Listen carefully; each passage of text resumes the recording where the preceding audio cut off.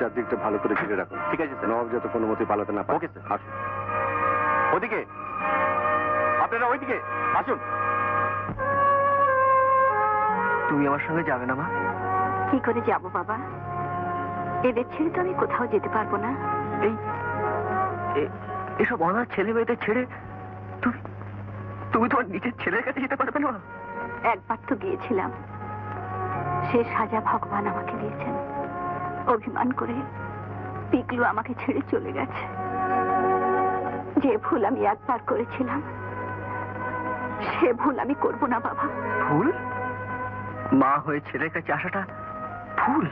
আমি যেমন তোমাকে জন্ম দিয়েছিলাম তেমনি তেমনি ছোট্ট ছোট্ট অনাথ শিশুরা দিয়েছে আমাকে নতুন জীবন।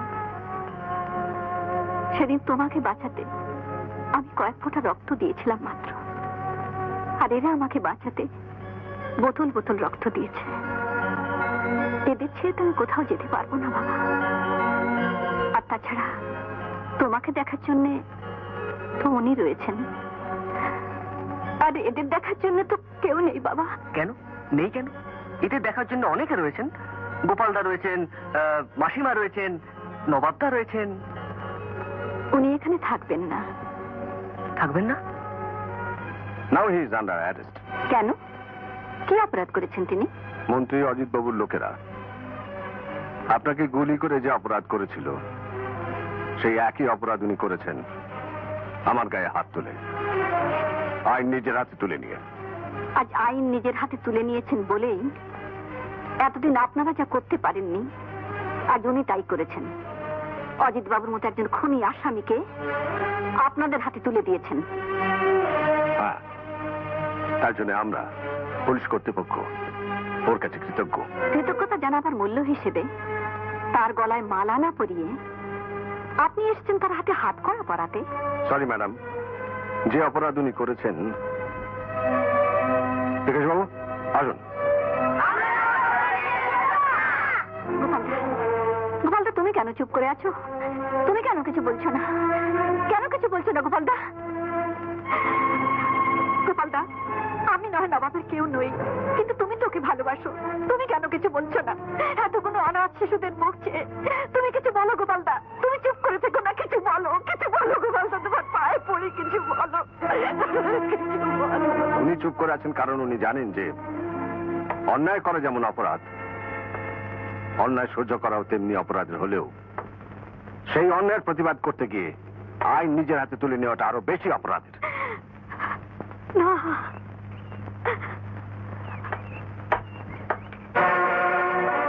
নবাব!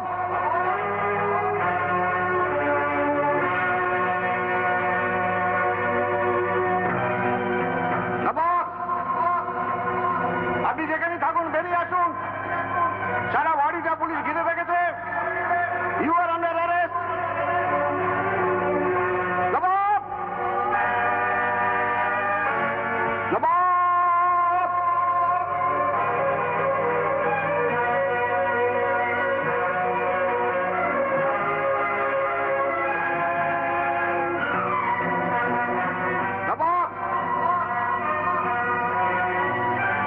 চলুন আমরা ভেতরে যাই। চলুন স্যার। গোপালদা, গোপালদা, তুমি কি শুধু পাথরের মতো দাঁড়িয়ে থাকবে? গোপালদা! কি করবো বলো? নবাব যে পছন্দ করেন না সাধারণ নাগরিক হয়ে পুলিশের কাছে বাধা দেওয়া। আর কিছু না পারো, তুমি তো অন্তত ওকে পালিয়ে যেতে বলতে পারো। এতদিনে তোমরা ওকে এই চিল্লে পালিয়ে যাবার লোক নবাব নন। পালিয়েও যাবে কোথায়? আমি এখানে।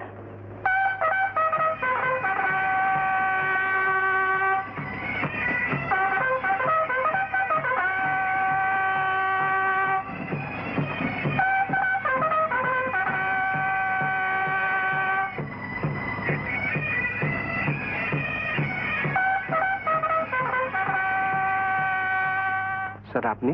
পুলিশের পোশাক পরে যে কাজটা করা সম্ভব হয়নি, সাধারণ পোশাক পরে সে কাজটা করে দিয়ে গেলাম। সামান্য একজন ইউনিয়ন লিডার থেকে অজিতবাবু কি করে মন্ত্রী হলেন, তার কি করে এত বিষয় সম্পত্তি হলো, সেটা অনুসন্ধান করতে এখানে আসার পথে রূপগঞ্জ স্টেশনে দেখলাম কিছু গুন্ডা সরমাকে ওকে নিয়ে তাই চলে এলাম গোপালদার আশ্রমে। গোপালদাকে পুলিশে চাকরি করতেন। একদিন একটা এনকাউন্টারে দুর্ভাগ্যবশত তার রিভলভার থেকে ছিটকে যাওয়া গুলিতে নিহত হয় একটি নিরীহ লোক। অনাথ হয় তার দুটি সন্তান। সেই অনুশোচনাতেই গোপালদার পুলিশের চাকরি ছেড়ে দিয়ে এই অনাথ আশ্রম গড়ে তুলেছেন। আসলে এটার নামই আমার অনাথ আশ্রম। এর সব টাকা উনি দিল্লি থেকে প্রতি মাসে পাঠান। অফিসার হয়ে আমার পাপের প্রায়শ্চিত্ত করতে উনি আমার সাহায্য করছেন। স্যার, আপনি যদি আপনার পরিচয়টা আগে দিতেন। দিয়েছিলাম বিকাশ বাবুকে।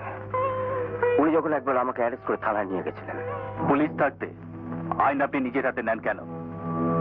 ওর জামিনদার ওর বাবা হলেন, আপনার জামিনদার কে হবে? পকেটে মানি ব্যাগ থাকলে থানা থেকে বেরোতে গেলে জামিন লাগে নাকি? ওটা বের করবেন না, ওটা বের করলে ওর ভেতরে ঢুকিয়ে দেবো। ঠিক আছে, একবার ব্যাগটা খুলতে দিন তো।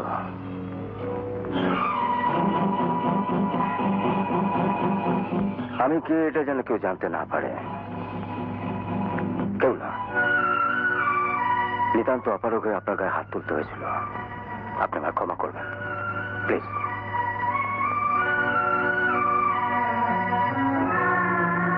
চলি শর্মা, চলি গোপাল।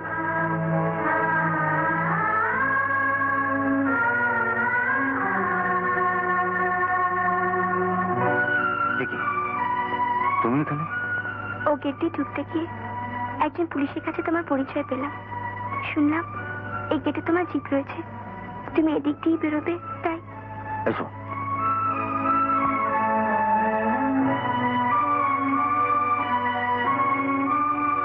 শর্মা, এর বাবাই তোমার স্বামীকে খুন করিয়েছিল, আর এই তোমার ছেলে প্রাণ বাঁচিয়েছে। এ না বললে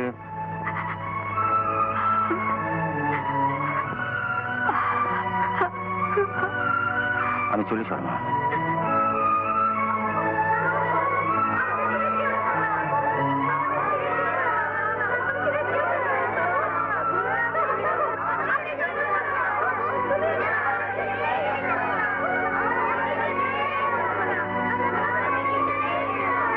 তোমরা চলে এসো বাবা, ওকে কাজে যেতে দাও।